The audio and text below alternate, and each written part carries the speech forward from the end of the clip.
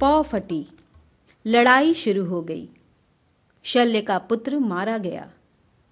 भीमसेन ने दुर्योधन के 8 भाई मार डाले।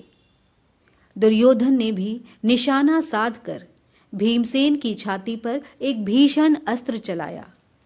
चोट खाकर भीम मूर्छित सा होकर रथ पर बैठ गया। अपने पिता का ये हाल देखकर घटोत्कच के क्रोध का ठिकाना न रहा। वह आपे से बाहर हो गया और उसने भयानक युद्ध शुरू कर दिया।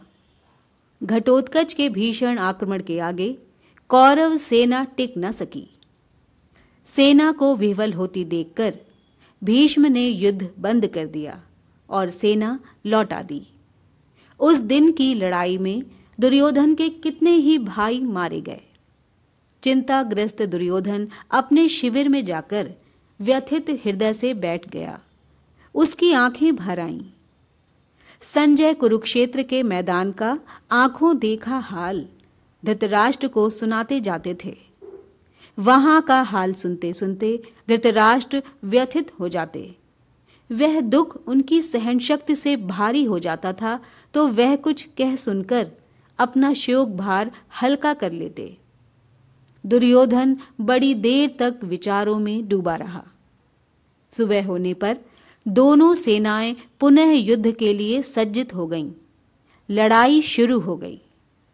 उस दिन संध्या होते होते अर्जुन ने हजारों कौरव सैनिकों का जीवन समाप्त कर दिया।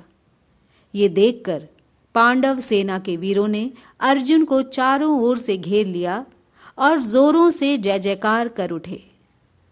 उधर सूर्य डूबा और भीष्म ने युद्ध बंद करने की आज्ञा दी। दोनों ओर के थके थकाए सैनिक अपनी अपनी छावनी की ओर चले गए। छठे दिन सवेरे युद्ध छिड़ते ही दोनों तरफ की जनहानि बड़ी तादाद में होने लगी, पर अंत में द्रोण ने वो तबाही मचाई कि पांडव सेना के पांव उखड़ गए। इसके बाद तो अंधाधुंध युद्ध होने लगा। अंत में दुर्योधन बुरी तरह घायल हुआ और बेहोश होकर रथ में गिर पड़ा। तब कृपाचार्य ने बड़ी चतुराई से उसे अपने रथ पर ले लिया, जिससे दुर्योधन की जान बच गई। आकाश लाल हो चला।